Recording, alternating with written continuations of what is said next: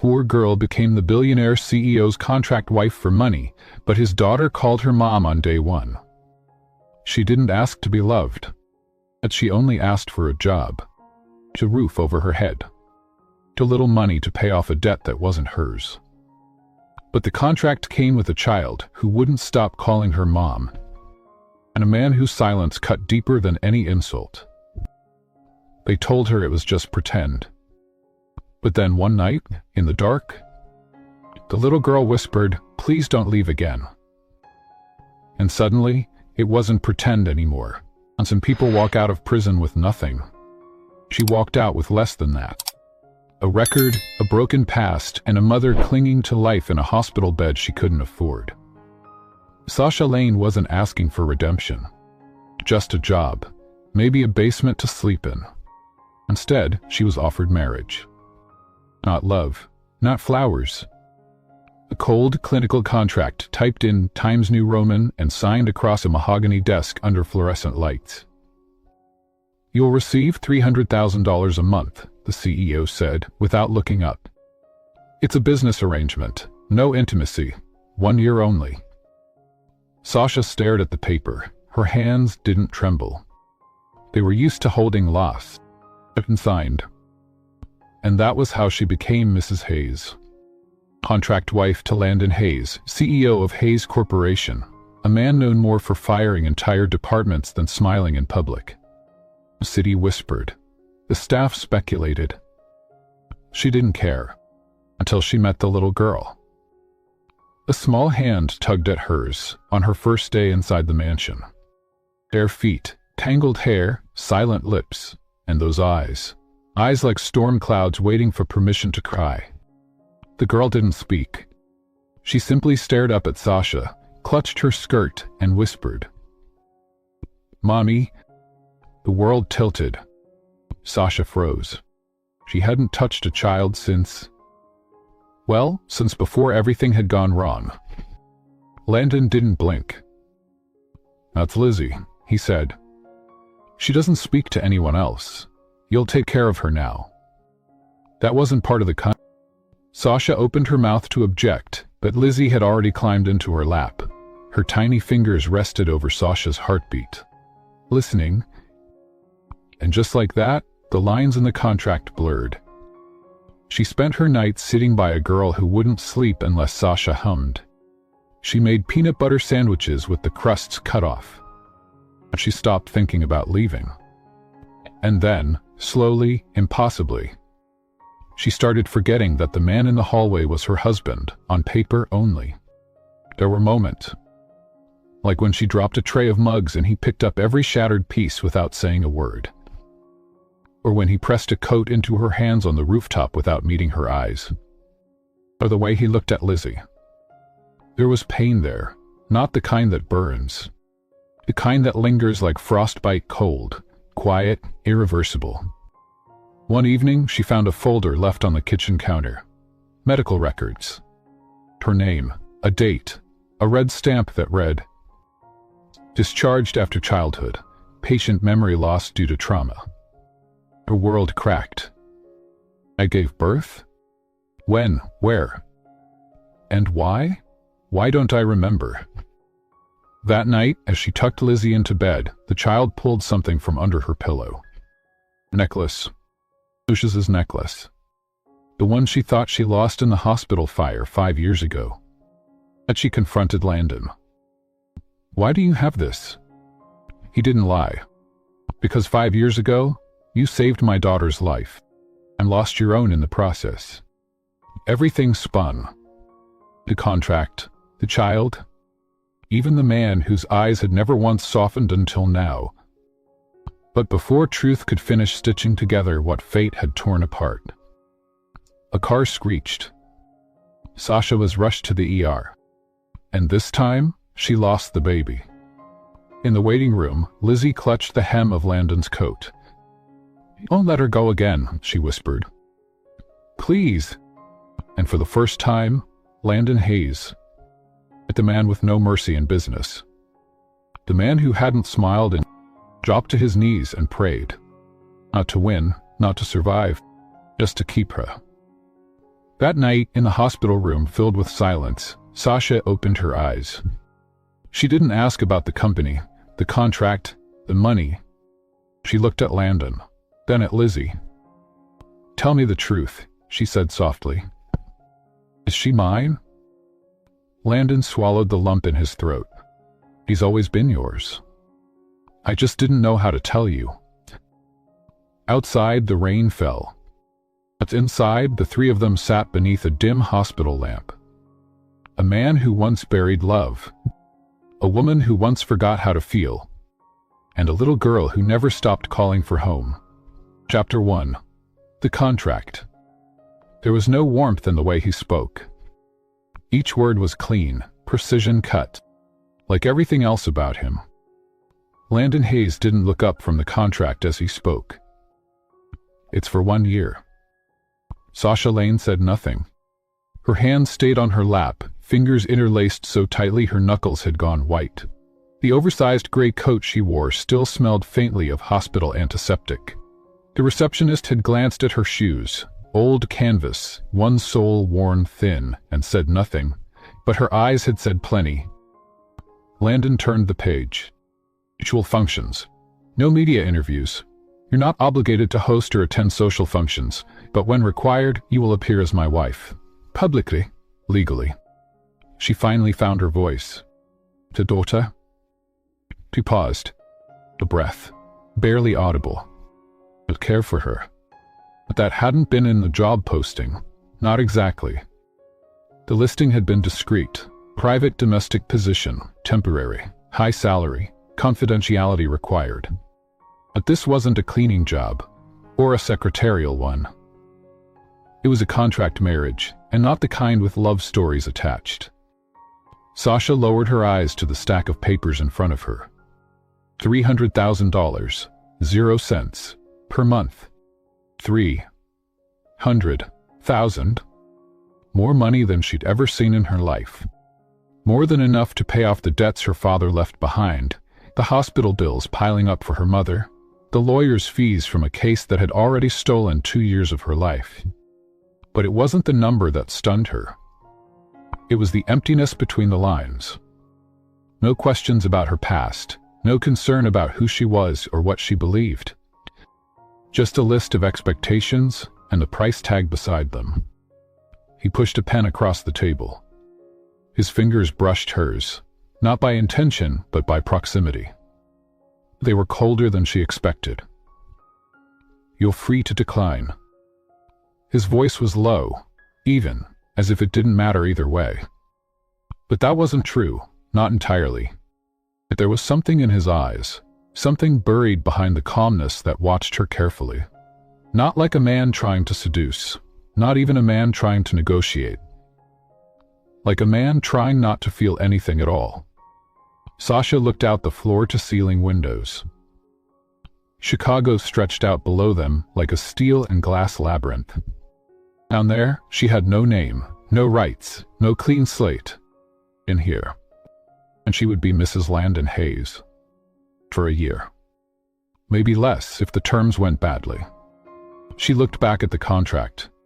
It had a clause stating that if she broke any part of the agreement, another clause in finer print mentioned she'd be living in his residence, required to appear as a united front at quarterly board dinners, attend one charity event, and... Her eyes froze. Clause 13. In the presence of the child, the contract shall remain confidential. The child must not be informed of the marriage's conditional status under any circumstance. That made her chest tighten. No. Landon's expression didn't change. But she doesn't speak. He finally met her eyes. Storm-colored, unreadable. It's 5. Her name is Lizzie. Is she your daughter? He didn't answer. Instead, he stood, walked to the minibar, and poured a glass of water. Not for himself, for her. He set it down next to the pen. "We need more time." Sasha looked at the glass. A small act of decency, unexpected. She hadn't had many of those since walking out of Logan Correctional Facility 8 months early for good behavior. A phrase that meant little when no one would hire you, no one would rent to you, and your own reflection stopped looking back at you with hope. She didn't ask why he'd chosen her. Maybe he needed someone with no one left to call. Wanting someone desperate. Or maybe, just maybe, he'd seen something in her that reminded him of himself. She signed. The pen moved slowly across the page. The sound of ink against paper felt louder than it should have. When she reached the final page, her hand trembled, but only slightly. He took the contract back without a word, folded it, locked it away. You'll move in tonight. I'll have my driver pick you up at 7. Any louder, Lizzie? She'll meet you there. Later that evening, the house wasn't what she expected. Not a modern mansion.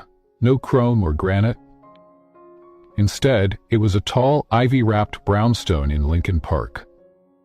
Old bones, quiet corners, a place with ghosts, maybe. The housekeeper, Marion, greeted her with a short nod. No smile, no judgment, just a nod. You'll be on the second floor, the room across from Miss Lizzie's. Miss Lizzie.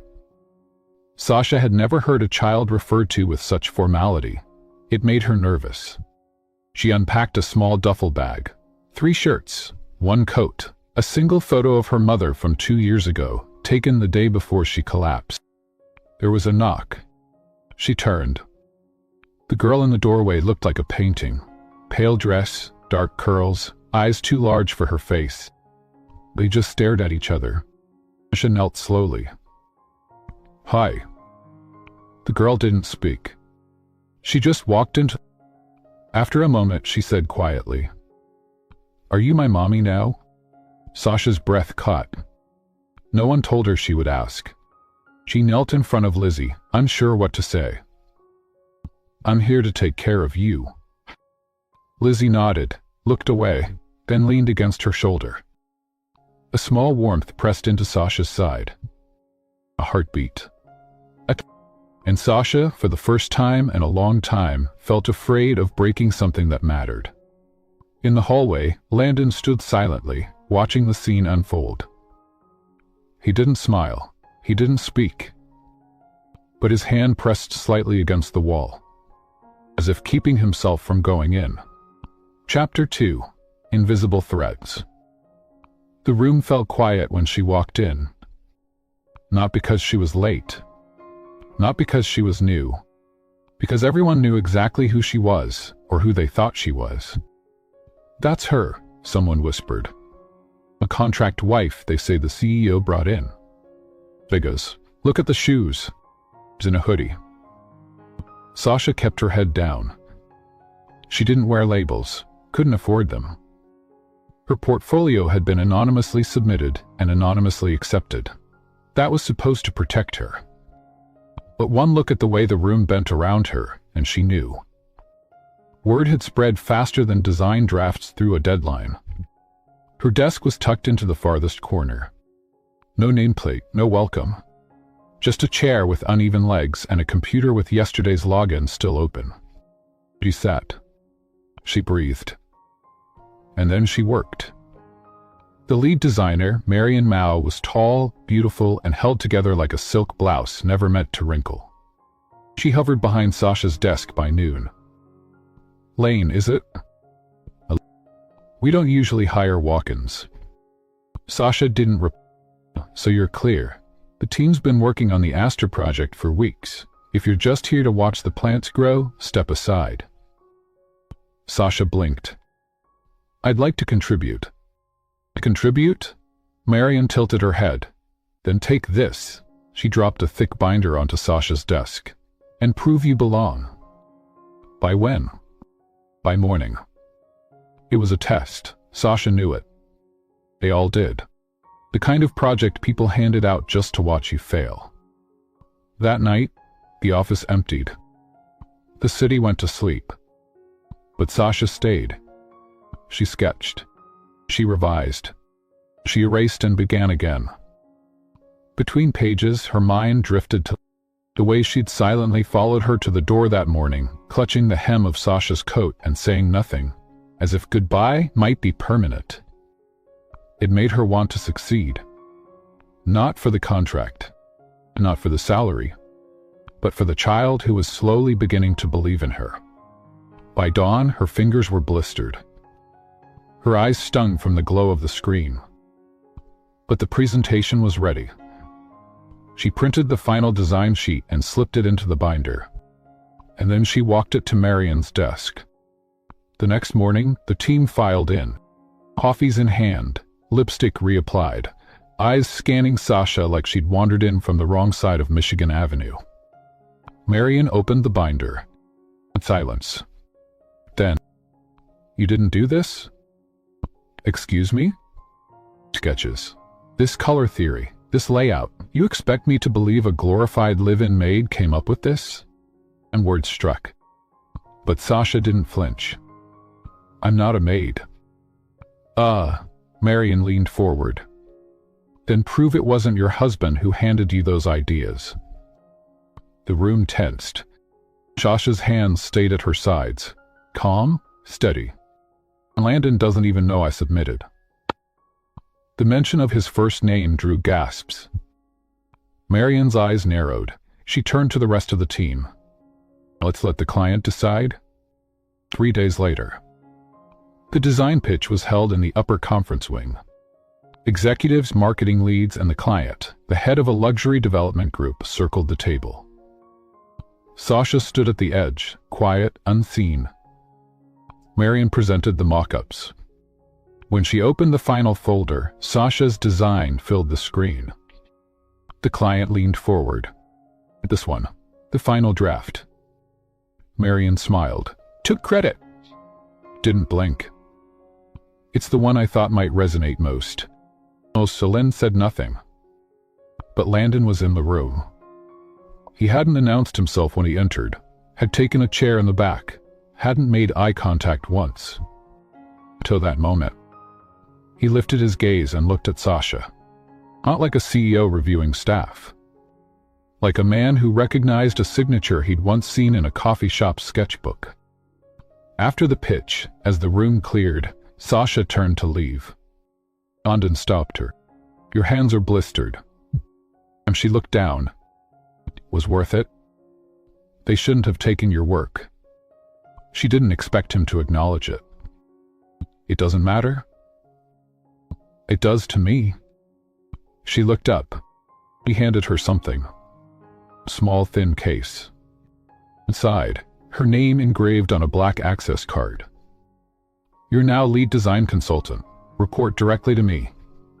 The team will follow orders." Pause. "I performed at the record," he added quietly. "You don't need to prove anything to anyone."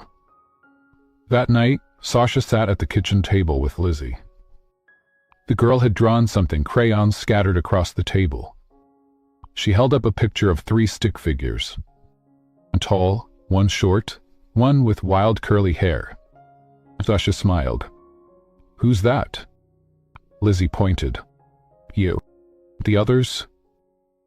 The little girl reached forward, touched Sasha's hand, and whispered, "Us family."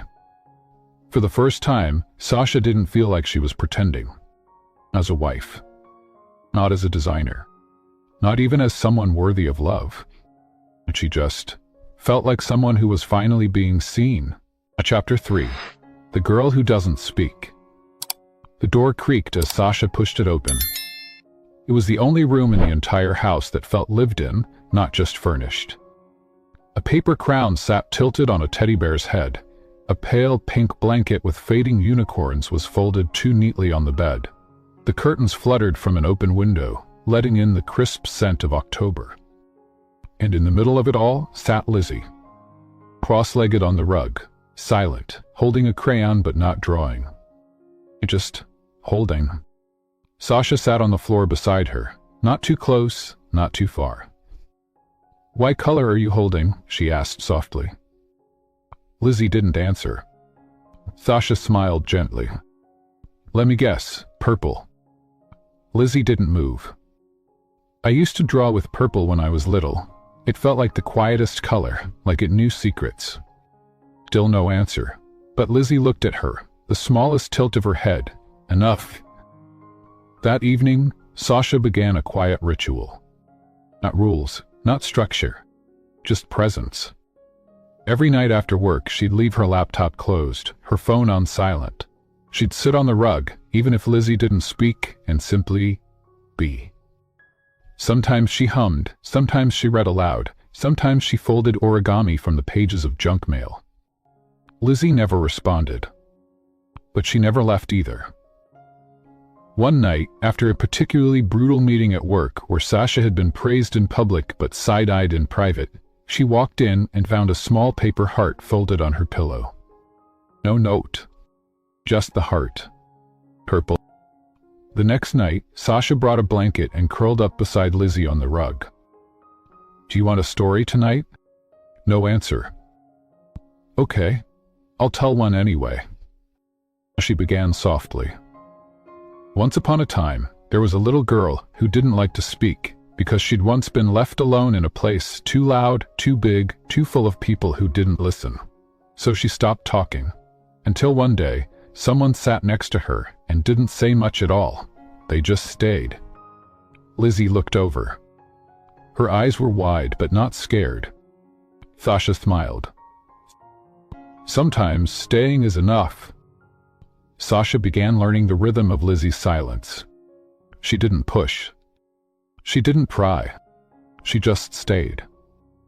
And slowly the silence shifted. It wasn't empty, it was filled with unspoken questions.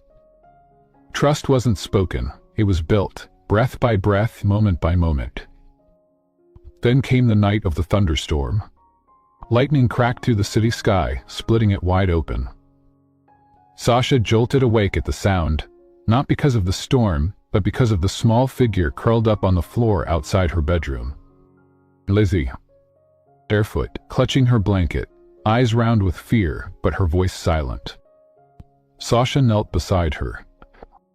Hey honey, did the storm scare you? Lizzie nodded, one tiny movement. You want to sleep in here tonight? No answer, but she didn't move away. Sasha reached out, took her hand. It was cold, so small. Come on, she whispered, just for tonight. Lizzie crawled into bed, still quiet, still watching. Sasha wrapped the blanket around her shoulders. The storm raged outside, the windows trembled. Inside the room, there was only the sound of two breaths, one steady, one a little fast. Then, just as Sasha began to drift off again, she felt it. Tiny arms wrapped around her waist. Voice, so soft she wasn't sure she heard it at first. Please, don't leave again. Sasha's chest shattered. It wasn't just the words. It was the way Lizzie said again, like she remembered someone who had once stayed, then disappeared. Slowly, met her eyes. I'm not going anywhere. Lizzie blinked up at her. I promise. Sasha nodded. I promise. Down the hall, Landon stood in the shadows, watching the doorframe. He hadn't meant to check in. But something about the thunder, the way it used to make Lizzie scream when she was younger, it still brought him to her room every time. This time, he didn't step in. I just listened.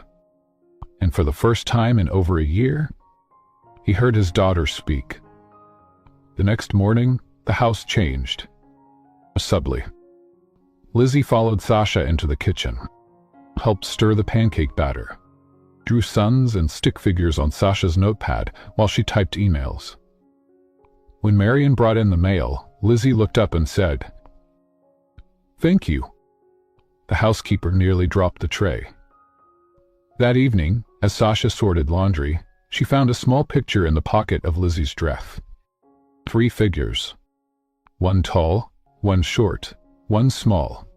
A heart above their heads, purple. That night, as Sasha turned off the lights, Lizzie climbed into her lap without a word. She rested her head on Sasha's chest, right over her heartbeat. Tell me a story. Sasha's throat tightened. Okay? A real one. Okay. She hesitated. And then she began. Once, I had a baby. Lizzie sat up slowly. I lost her. The child blinked. Why? There was a fire, and a lot of confusion. I was very sick after, my memory. She touched her head. It broke, and I forgot things, important things. Did she look like me? Sasha froze, then whispered, exactly like you. Lizzie looked at her for a long time.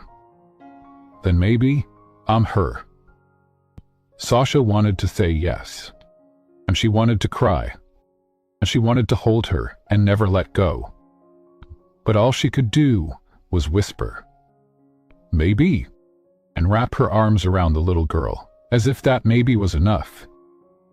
From the hallway, Landon turned away before his emotions betrayed him. He knew the truth. And it was time, soon, to tell her. Chapter 4. Terms and Conditions. It was the first time they'd spoken outside the walls of duty.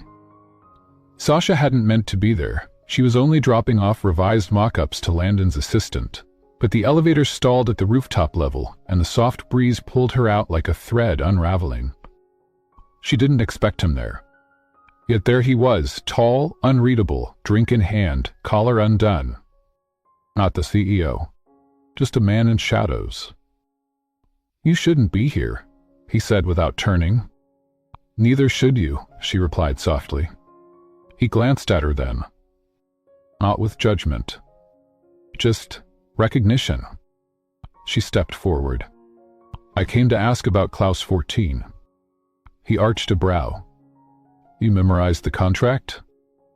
No, but I reread it when your daughter asked if I'd leave again. That silenced him. Sasha folded her arms. There's nothing in there about taking care of a child, about being her emotional anchor, about being the first person she's spoken to in a year. He said nothing. Why, if that's going to be part of the job, I want a revision. Now he turned to face her fully. For a revision. I'm not a puppet, Mr. Hayes. I'm not a signature on your paperwork. I'm a person. You think I don't know that? I don't think you let yourself. But there it was again. That spark behind his calm, like something used to burn there. She stepped closer. You hired me to play a part, but your daughter made it real. So if I'm going to keep caring for her like this, I want it on my terms. Which are? I'll take no salary. The money will be repayment for my mother's care, but nothing more. And I'm allowed to work, full-time. Landon's jaw clenched. You don't need to work. You have everything you need. I have nothing, she said calmly. Not my name, not my voice, not even my past. You bought time, Mr. Hayes, not me. He looked at her then, like he wasn't used to people saying no. You're not afraid I'll cancel the agreement? Maybe I want you to. The wind brushed her hair back as she met his eyes. I'm going to stand in this for Lizzie, not you. I stay as myself. Silence. Then, bye. He turned, finished his drink. Any other demands? Why? She pulled a paper from her jacket. Divorce clause. Signed in advance. 1 year, no more. He stared at the paper. That's bold. It's honest. Why if I don't want to sign it? Then I woke. He took the pen slowly. You're not what I expected. Neither are you. He signed.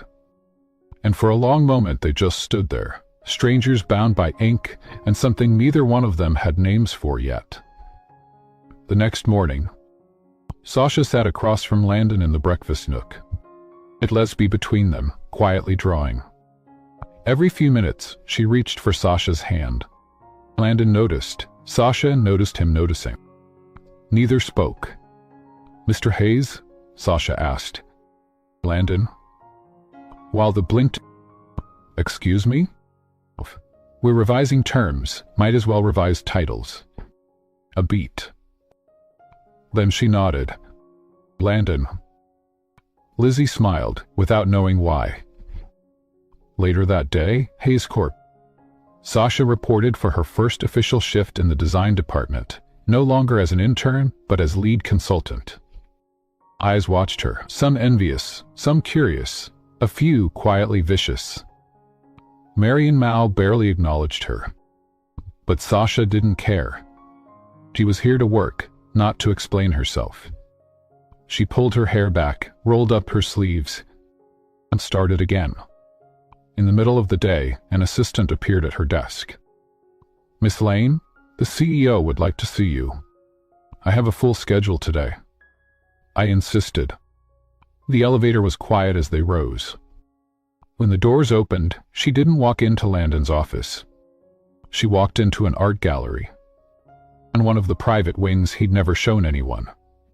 Paintings lined the walls, sketches in black ink, minimalist, brutal. And she turned slowly, then froze. Her own work. And of her early designs, a sketch she had lost after the fire 5 years ago. "Where did you get this?" Landon appeared behind her. "It was submitted anonymously to a charity auction. I outbid a fashion house for it." "Why?" "Because I recognized it." He paused. "Because the night of the hospital fire, you were wearing it on your coat." She turned to him, throat tight. "You knew me then?" He nodded once. "I by name, but yes."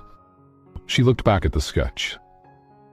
It was a woman in motion, walking against wind, her hair wild, her spine unbroken.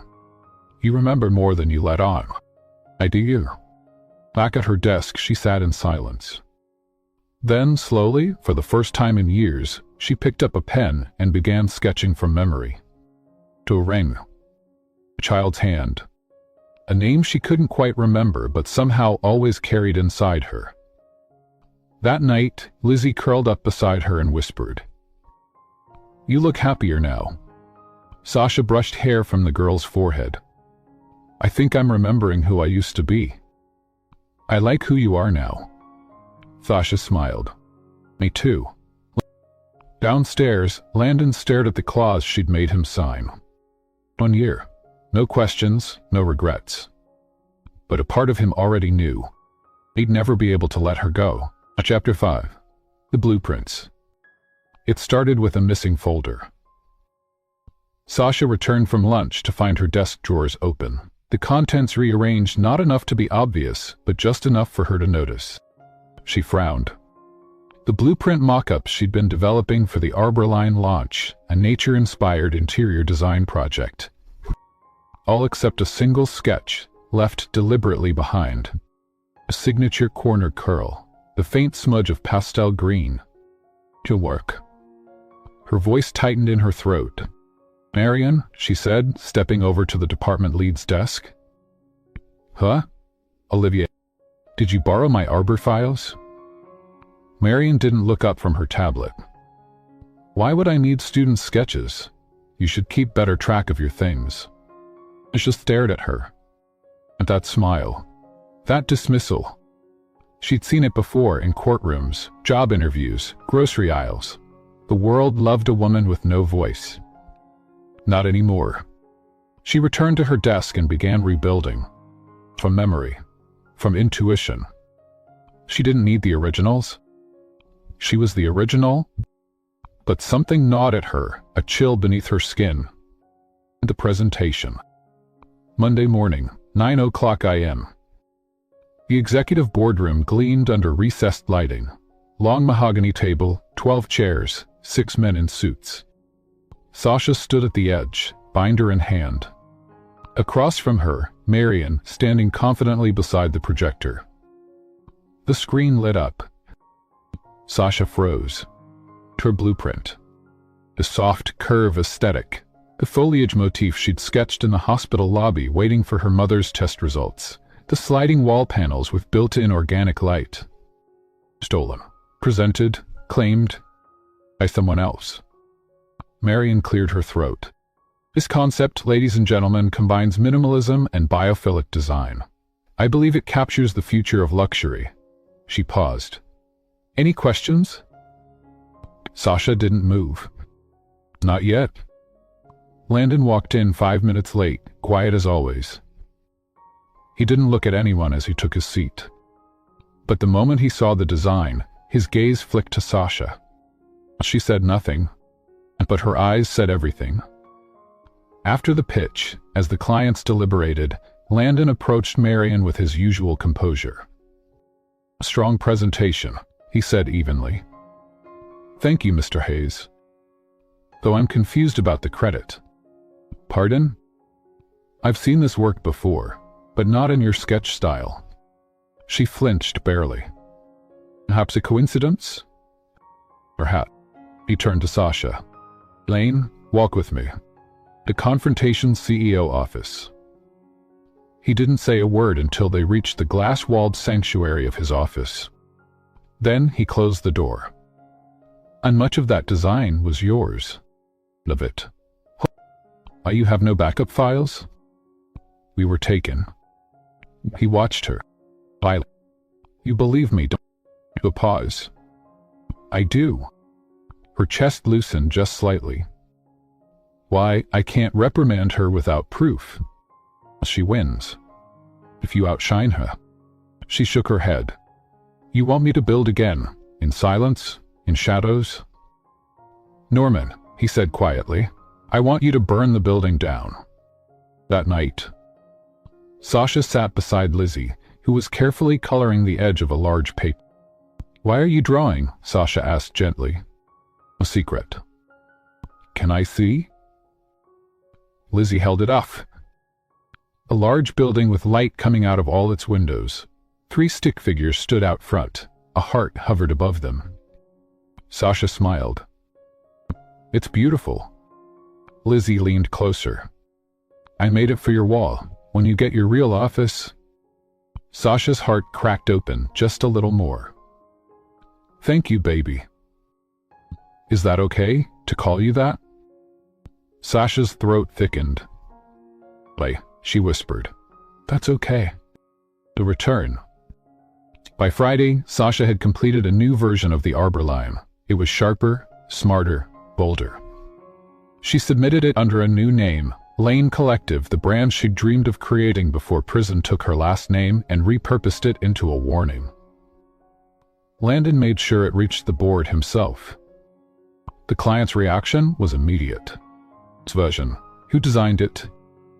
Landon smiled faintly. "A woman who doesn't need a microphone to be heard. We want her name, her signature. You'll have it on the cover of the official launch." Marion's face went pale. "Mr. Hayes?" "Miss Mao," Landon cut in coolly, "this company doesn't tolerate theft or cowardice." Pause. "You're dismissed." She didn't argue. She just left, head high, reputation undone. That evening, Hayes home. Sasha found Landon in the kitchen, sleeves rolled up, preparing dinner with far too much concentration for a man who usually ordered from Michelin-star chefs.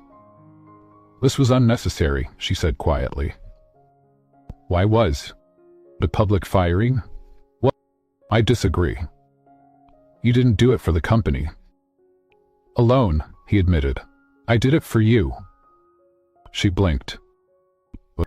He stirred the sauce, carefully. "Because she underestimated you. And I've done the same." "And what do you see now?" He turned to her. "A woman who never needed this contract in the first place." She swallowed. "Then why did you choose me?" "Because you were the only one who didn't pretend to be someone else." He paused. "You were honest, even when it cost you everything." Her voice softened. "I was terrified." Was I? That night, after Lizzie fell asleep between them on the couch, Sasha whispered, "You knew the design was mine, before I said anything." He didn't open his eyes. "I did." "Why didn't you say it out loud?" "Because sometimes, the right people don't need proof." She nodded, curling into the moment. For the first time in years, the silence wasn't punishment. It was peace. Chapter 6. I remember her voice. It started with a voicemail. Dr. Halverson, from the hospital's pediatric neurology unit. "Miss Lane, there's something odd in your file. You might want to stop by." Sasha hadn't expected to ever return. Not after she'd walked out of those sterile white halls with discharge papers in one hand and a criminal record in the other. Not after the fire. But here she was again, 5 years later, heels echoing too loudly against the polished tile, heart thudding like a warning in her chest. Inside the office. Dr. Halverson looked older than she remembered, softer around the eyes. "Recall being admitted after the fire in North Mercy Hospital?" he asked gently. Sasha nodded. "I was told I inhaled smoke, lost consciousness. They found me holding a bracelet that wasn't mine." He pulled out a folder. Inside, a chart. Her name, date of admittance, circled words. Postpartum memory lapse. 5 years ago. There was internal bleeding consistent with labor complications. She stared. "I had a baby?" "It was never confirmed. You were unconscious for several days. Your records were marked incomplete. The system was hacked shortly after the fire. Half the fires went missing. But this," he tapped the chart. "This wasn't erased." She sat back, breathless. "Where's the baby?" "We don't know." "Why do you lose a child?" "We didn't lose her, Miss Lane. Someone took her." Sasha walked out of the hospital and stood in the wind, shaking. The past unraveled behind her like thread from a coat sleeve. Fast, silent, unforgiving. "I had a daughter. Back at the Hayes house." Lizzie met her at the door with a picture. "It's us," she said softly. 3 stick figures again. Only this time, the one labeled Mommy had a heart over her head. "I made it while you were gone." Sasha knelt slowly. "Sweetheart, where did you learn to draw this?" "It was in my old room, in the pink box, under the bed." Sasha froze. "You mean the box with the bracelet?" Lizzie nodded. "Mommy wore it." "Who told you that?" "No one, I just know." That night, Sasha couldn't sleep. She sat on the porch, watching the light in Landon's study glow long past midnight. At 2:17 a.m., the door opened behind her. "You're not wearing a coat," he said. She didn't answer. "You okay?" He turned slowly. "Look, tell me something honestly." He didn't move. 5 years ago, after the fire, did you know who I was?" He hesitated. Right away." "Maybe eventually?" "A beat." "Maybe." "Why didn't you say anything?" "Because the woman I met back then had no name, just eyes I couldn't forget. She was holding a baby and oozed someone to save her. But by the time I reached her, she was gone." Sasha's voice was barely audible. "What do you think? Lizzie could be mine?" He didn't answer. He didn't have to. The next morning, the park bench. Sasha walked Lizzie to the park. Sat with her on the bench, let the wind curl between them. "Do you remember anything from before this house?" she asked gently. Lizzie tilted her head. "I remember a lady singing to me." "Why song?" She hummed, softly, barely more than a whisper. Sasha's eyes filled. "I used to sing that to my belly." Lizzie leaned in. "I think you're my mommy." And there it was. No test, no report. Just knowing. Bone deep, soul clear. Back at the house, later that night, Landon found Sasha standing in the hallway, holding the bracelet. "I think she's mine." "I know she is." "Why didn't you tell me?" "Because I wasn't sure. Until now." She looked at him, eyes filled with more pain than blame. "Did you keep her from me?" "No. She was abandoned at a clinic.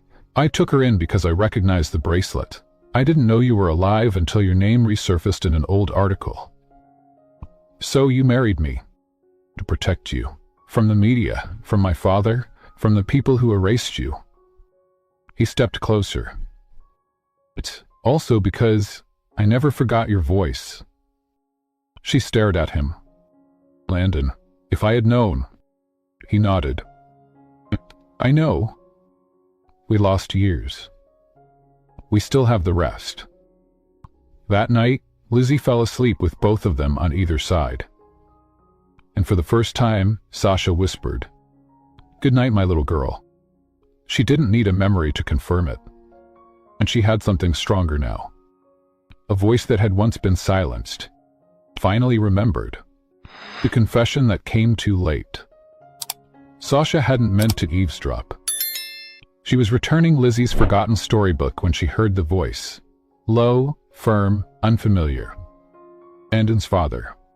"The board is restless. The rumors about your wife are resurfacing." "They're just that. Rumors. She has a record, Landon. A sealed one, but not invisible. And now she's in charge of your daughter." "Daughter," Landon corrected, voice harder than stone. "It's time," the man said coolly. "Divorce her, cleanly, quietly, or I'll initiate a vote of no confidence." "Nonsense." "Then I won't do it." "Then you'll lose the company." Sasha stepped back, her chest hollow. She didn't hear the rest. Didn't need to. Later that night, he found her on the balcony, the storm licking the sky in silver flashes. "You shouldn't be out here," he said softly. She turned slowly. "Is it true? Why did you hear?" "Enough." "Then yes." She nodded, arms folded tightly across herself. "You're going to lose everything, for me." "For you," he said. "For the truth, for what we are, for her." "You're a CEO, Landon. You don't get to live like this, in love with a woman the world calls a criminal." "Then I don't want to be a CEO anymore." She stepped forward. "That's easy to say in the dark. I'll say it in the light, too." She reached into her pocket, pulled out the divorce clause, signed. "I never intended to stay longer than a year." "Clause means nothing now." "It means everything," she whispered. "It's the only thing I've ever had control over." His hands clenched. "So this is it? It's what's best for you." Don't you dare make that decision for me." She stepped back. "I'm not making it for you. I'm making it for her. I won't let her grow up watching the world drag you down for loving someone like me." He exhaled slowly. "You're not someone like anything. You're Sasha Lane, the only woman I've ever—" He stopped. She turned, walked back into the house. 3 days later, the media broke the story. Dio's wife linked to 5-year-old prison scandal. Board members voted. Shares fell. Landon stood firm. But Sasha disappeared. No note, no press conference, no scene. "Just a goodbye," whispered in the hallway to Lizzie while the child slept. 1 week later, public gala. Landon attempted alone. Not by choice, by strategy. He smiled for the cameras, nodded to shareholders. Inside, he was hollow, until a voice in his earpiece. "Sir, there's a guest backstage." He walked behind the curtain, expecting a reporter. Instead, he saw her. Hair swept back, eyes clear, wearing the same necklace from the night of the fire. "You shouldn't be here," he said. "I'm not here for you." "Then why?" She held out a flash drive. Proof of who orchestrated the scandal. The bribes, the silencing. It was never me. He took it. "By now. Because I'm tired of being erased." That night, at home, Lizzie stood in the doorway of her room. "Is Mommy coming back?" Landon knelt beside her. "I hope so." "Did she leave because of me?" "I noticed the word no," he whispered. "She laughed because she loves you." Lizzie nodded, quietly. "Then I'll wait." Next day, press conference. Landon stood before the crowd. 5 years ago, a woman was framed for a crime she didn't commit. She served time, lost her child, lost her name, but she didn't lose her courage. He paused. "The woman is my wife." Matchbulbs burst. Reporters yelled. Oh, and if this company refuses to stand behind her truth, then I'll walk away from it all. Later that night, a knock on the door. He opened it. She stood there. Same eyes, same fire. But this time, no hesitation. I'm not here to fix anything, she said. Good, he whispered. Just stay. She stepped in. Lizzie ran from the hallway and wrapped her arms around her. Nami, she cried. I'm here. And this time, she didn't leave. Chapter 8. The Crash. The argument started over something small. Missed call. Misunderstanding. Sasha had gone to meet with the attorney who helped clear her name. Landon thought she was avoiding him. Again. Why didn't you just tell me? He'd asked, arms folded tight.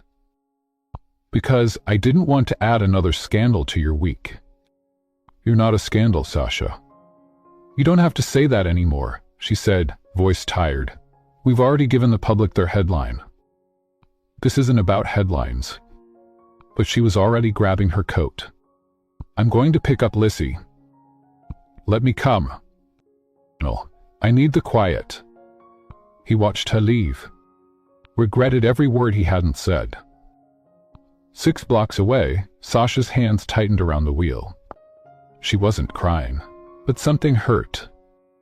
Maybe it was the fear that no matter how far she came, the past would always be closer. Maybe it was how fast her heart beat every time she imagined Lizzie's face, the moment she left again. Maybe it was the headlights that appeared too fast in her rearview mirror. Too fast. Too close. Screeching brakes. Middle.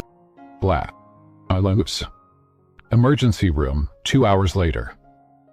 Landon burst through the doors with a soaked shirt, eyes hollow. Lane. Sasha Lane. Car crash on Monroe. A nurse guided him to a glass wall. Inside, Sasha unconscious. Monitors blinking softly. She was conscious at the scene but passed out from the pain, the doctor said. She's stable now. But there's something else. She was pregnant. I'm sorry, we couldn't save the baby. The world tilted. Landon stared through the glass, barely breathing. She never told me. Meanwhile, Hayes' residence. Lizzie waited by the door, coat on, backpack ready. She watched the clock tick. She waited. And waited. When Marion bent down to speak to her gently, the child only said, "Is Mommy okay?" Marion didn't answer. Lizzie ran to her room and locked the door. Back at the hospital, midnight. Sasha woke slowly. Lights, beeping, cold sheets. Then Landon's hand, holding hers. "Hey," he whispered. Her voice cracked. "Where's Lindsay?" "She's okay. Marion's with her." Pause. "The baby?" He didn't lie. She turned her face toward the wall. Didn't speak.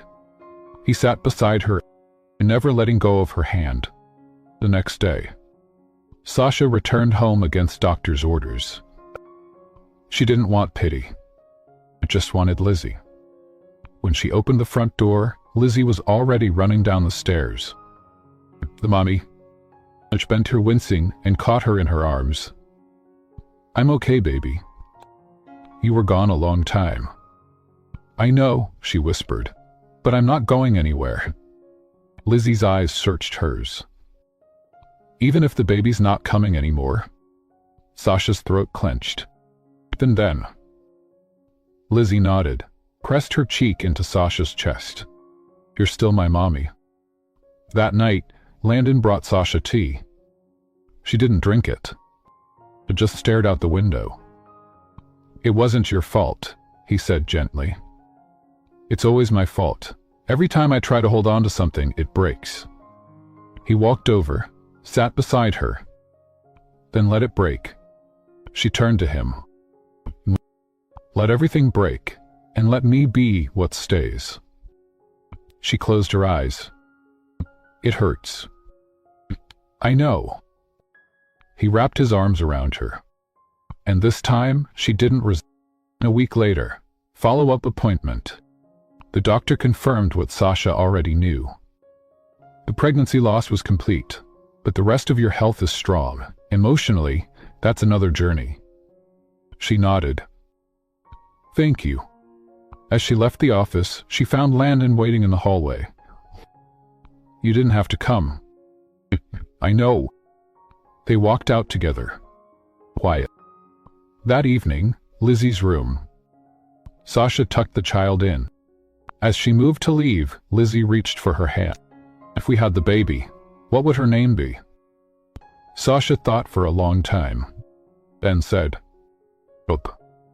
Lizzie smiled sleepily. I like that. Downstairs, Landon was making tea again. Sasha joined him. I want to try again, she said. You don't have to prove anything. I'm not. I want to live again. He looked at her. Well, and me? With her, with whatever comes next. He took her hand, held it against his heart. Then let's start over. Chapter 9. The memory that wasn't lost. It began with a dream. Not a nightmare. Just something soft. A woman's voice. A child's laugh echoing behind it. A hallway bathed in sunlight. A melody Sasha couldn't remember learning but knew by heart. She woke up with the tune on her lips, tears streaming down her cheeks. It was her, she whispered to herself. It was us. Later that morning, the bookstore. Sasha wandered into the bookstore on accident. She was just walking, trying to find quiet, trying not to think about what they'd lost, what might still come. But the scent of pages and age pulled her in. In the back, under a faded children's section, she found it. A small music box. Porcelain white with tiny painted violets. She turned the crank. The tune that played made her knees buckle. A lullaby from her dream. The one she used to sing before she even knew she was a mother. A voice startled her. It belonged to a woman who used to sit in that corner every Saturday, said the shopkeeper. She had a baby. Quiet little girl, would hum that tune while feeding her. Sasha swallowed hard. Do you remember her name? The man shook his head. But she always wore this bracelet. He gestured toward the glass counter. There it was. The twin to the one Lizzie had kept hidden for years. Sasha's hand trembled as she reached for it. On the inside, a small inscription. Hope Lane, March 11. Hope. That name again. That's my daughter, she whispered. Back at the house, garden. The sun was setting when she returned. Landon was trimming dead leaves from a potted lemon tree. He looked up. You've been gone all day. She walked straight toward him and placed the music box in his hands. This is from the day I gave birth. He stared down at it. Then at her. I remember the bracelet, he said. She had it when I found her, at the hospital. The baby? Wrapped in the same blanket as Lizzie's. She nodded. We didn't lose her. She looked toward the house, where Lizzie was reading quietly by the window. We just lost time. That night. Sasha sat beside Lizzie's bed, the music box between them. She cranked the key gently. The lullaby began to play. Lizzie looked up. I know this song. I used to sing it to you. Before I was here? Lizzie was quiet for a long time. Then? That's why I always felt like you were already my mommy. Landon stood in the doorway, unseen. He watched the two of them, joined by memory, by melody, by something deeper than time. He pressed his fingers to his lips, closed his eyes. And for the first time in years, he thanked whoever was listening. The next day, a letter arrived. A certified letter. Return address, North Mercy Hospital Archives. Sasha opened it with shaking hands. Inside, a copy of the original birth record, smoke-damaged, edges curled. But legible. Child Elizabeth Lane. Mother Sasha Lane. Status transferred to emergency shelter due to maternal incapacitation. No father listed. No one ever came to claim her. Until Landon. Until now. Sasha handed the paper to Landon in silence. He didn't speak. He just walked over and hugged her, the kind of hug that doesn't say, "I'm sorry," but "I'm with you." That night, they sat by the fireplace, Lizzie asleep upstairs. "You never asked me to be anything more than your wife on paper," she said softly. "Because I didn't want to make you choose." "Why you chose me," she whispered. Every time he turned to her. "Oh." She reached into her pocket and pulled out the old contract. "Do you know what this is?" "It's 1-year deal. It ends in 12 days. "I know." She looked up at him, eyes clear. "So I'd like to write a new one." He blinked. "Another contract?" "No," she smiled. "Just vow that you're 10. Your daughter's favorite color is pink." The box arrived the morning of the ceremony. No label, no card. Just a pale pink ribbon tied around cream linen. Sasha opened it with gentle hands. Inside, a small pink dress, hand-stitched vintage buttons. And folded beneath it, a photograph.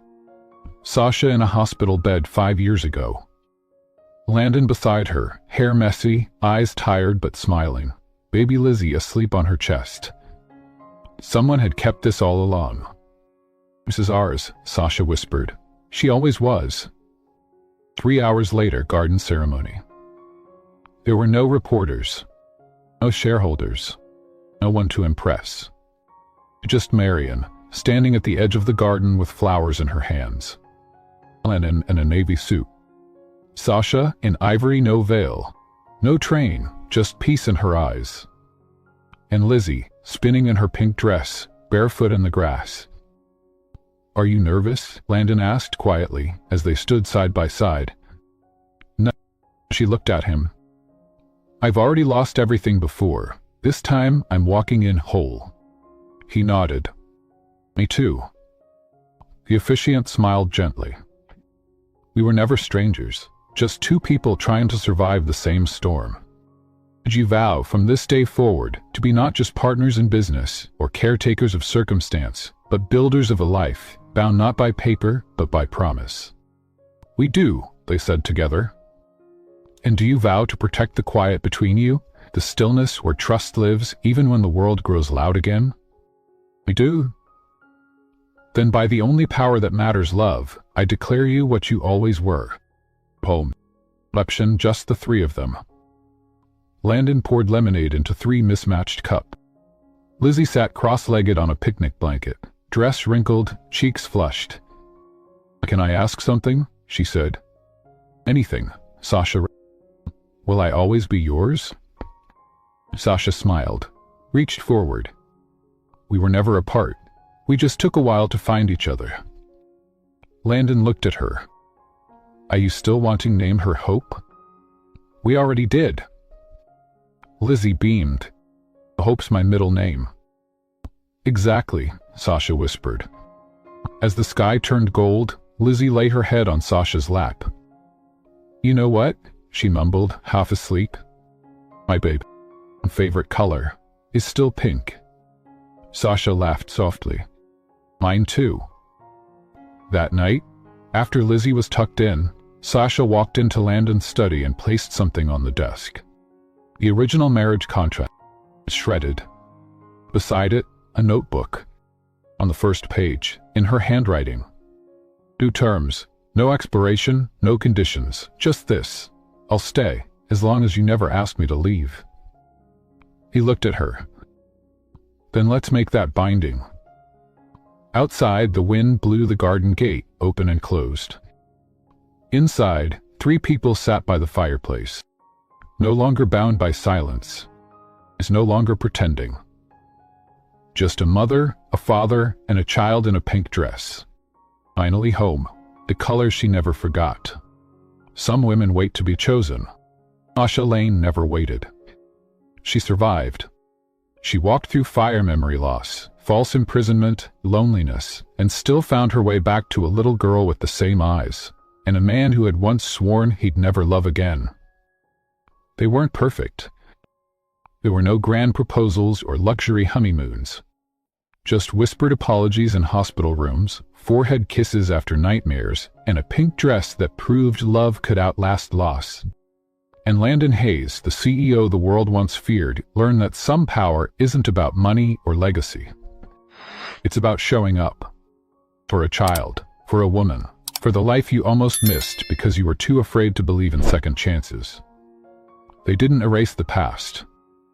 They carried it. But they wrote something new over it. Letters, stories, bedtime lullabies, pancake breakfasts on Sundays. And one promise that wasn't spoken under oath, but lived in action. Even if the whole world doubts you, I won't. In the end, the contract didn't matter. The conditions, the wealth, the company. None of it meant more than the moment Lizzie whispered, "Mommy, I remember your voice." If you've ever felt like love passed you by, if you've ever been defined by a mistake or a chapter you didn't choose, know this. You are not too late. You are not too much. You are not unworthy. Love, the kind that heals, the kind that holds, doesn't ask you to be perfect. It only asks you to stay. What part of this story spoke to you? Was it the little girl's voice? The woman who refused to be erased? The man who learned how to love with gentleness? Share your heart in the comments. Someone out there might need your words as much as you once needed theirs. And if you're still waiting for your second chance, hold on.